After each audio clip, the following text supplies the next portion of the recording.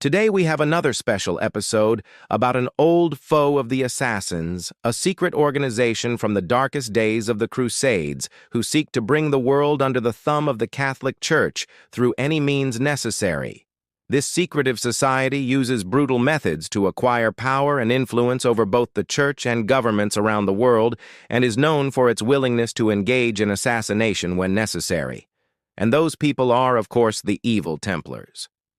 But let's begin with a little history lesson. But be warned, because this information has been heavily manipulated by the Templars to make themselves seem much better than they actually are. According to the Templars, the origins of the order can be traced back to a dream had by Pope Hugh of Avalon in 1118. The Pope was troubled by visions of the Holy Land being overrun by Muslims and decided that he needed to take action. And so he established the Poor Fellow Soldiers of Christ and of the Temple of Solomon on March 18, 1118. The order was given the task of protecting pilgrims traveling to the Holy Land, and so they named themselves the Order of the Temple, or Templars, after the location of their headquarters near the Temple Mount in Jerusalem. The Templars were trained in both religious matters and combat, and quickly became known for their piety and martial prowess. By 1148, there were over 20,000 Templars, and the order had expanded to include other duties, such as the defense of Christendom against the forces of Saladin. Despite their success on the battlefield, the Templars would eventually fall from grace, as the Holy Land was lost to the Muslims. They were accused of heresy and immorality, and were suppressed by Pope Clement V in 1312. However, the Templars were far from finished. Thanks to a mysterious individual named Jean de Molay, the Grand Master of the Order, the Templars survived in secret and began plotting to reclaim the Holy Land and establish a new heaven and new earth and new Jerusalem across Europe and America under the direct control and supervision of the Pope. To do this, the Templars secretly met in underground chambers underneath churches and monasteries. They kept their true identity a secret and instead presented themselves as a charitable organization called the Poor Fellow Soldiers of Christ and of the Temple of Solomon. They manipulated countless popes into doing their bidding and even controlled key members of the French government. But the Templars did not stop at manipulating the government and the Church. They also infiltrated the Assassin Brotherhood, stealing valuable artifacts and even eliminating some of their enemies. But things would really change when the Second Crusade began. When Pope Eugene III called for the Second Crusade in 1145, promising that God himself had spoken to him and demanded the return of the Holy Land, the Templars seized the opportunity to grow in power and influence, presenting themselves as devout Catholics who wanted to help defend the Holy Land from Muslim invaders. While it's true the Templars were zealous Catholics, it's likely that this zeal was manufactured by Jean de Molay and the surviving Templars as a way to gain favor with European leaders. After all, de Molay had been a prisoner of the Muslims for several years before his release in 1143, and so he was likely well aware of the strength of their army and didn't want to provoke them. Instead, de Molay wanted to focus on getting European kings and nobles to wage a war against the Muslims. He saw the power these men wielded and knew that with their help, he could accomplish anything. But it was still a risk. De Molay had to make sure that these men trusted him, and so he presented himself as a man of God, a holy man who was chosen by God to lead the crusade against the Muslims. The plan was simple. The Templars would use their martial skills to fight alongside the Crusaders, while at the same time they would work to undermine the assassins who were supporting the Muslims.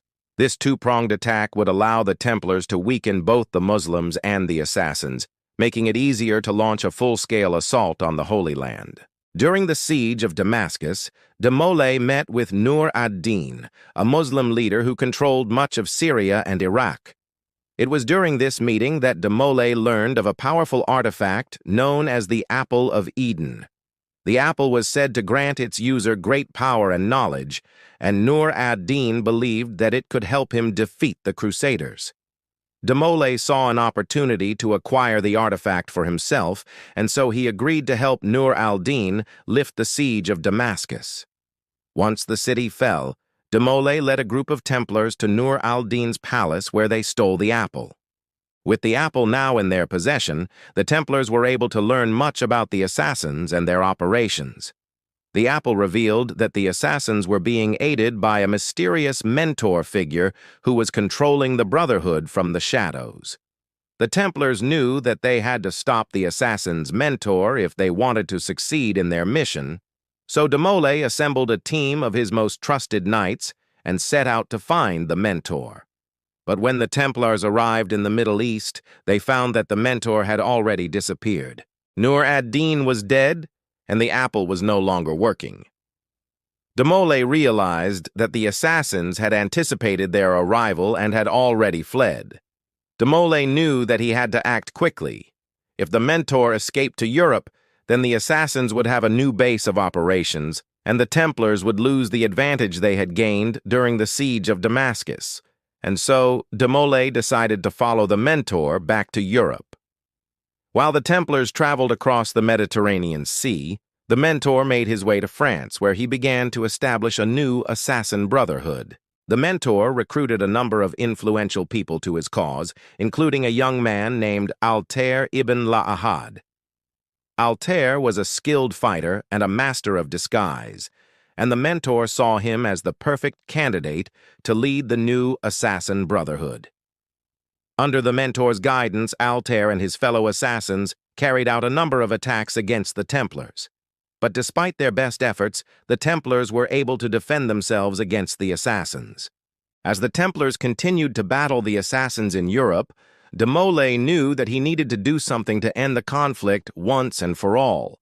So he decided to steal another artifact known as the Sword of Eden. The sword was said to be incredibly powerful and was rumored to be hidden in a secret tomb. With the help of a group of fellow Templars, De Molay located the tomb and stole the sword. Once De Molay had the sword, he returned to the Middle East where he confronted the mentor in a final battle. The battle was epic, and neither side was able to get the upper hand. But in the end, De Molay was victorious, and the mentor was killed. With the mentor gone, the assassins were in disarray, and the Templars were able to seize the opportunity to destroy the Brotherhood once and for all. After the death of the mentor, the Templars returned to Europe where they continued to grow in power and influence. They used their wealth and influence to sanctify the church and the government, and they continued to persecute the assassins who had survived the purge. Over the next few decades, the Templars became the most powerful organization in Europe. But in 1307, King Philip the Fair of France accused the Templars of heresy and immorality, and the order was suppressed by Pope Clement XII. Although the Templars were officially disbanded, it's believed that a small group of them survived in secret. Led by a mysterious man named Jean de Molay, the surviving Templars regrouped and vowed to reclaim the order's former glory. They infiltrated the church and the government, and they continued to hunt down and eliminate assassins who had survived the purge. In the following centuries, the Templars would play a key role in many of the conflicts that shaped European history. They manipulated key figures to achieve their own goals, and they continued to search for artifacts that would give them ultimate power. Their existence was shrouded in secrecy, and only a few people knew of their true purpose. But the Templars were determined to fulfill their mission to bring the world under the thumb of the Catholic Church. So what do you think? Are the Templars really the evil villains they make themselves out to be? Or is there more to their story? Let me know your thoughts in the comments below. And don't forget to subscribe for more videos. Also be sure to check out my new channel where I talk about the Assassin's Creed video games. Thanks for watching.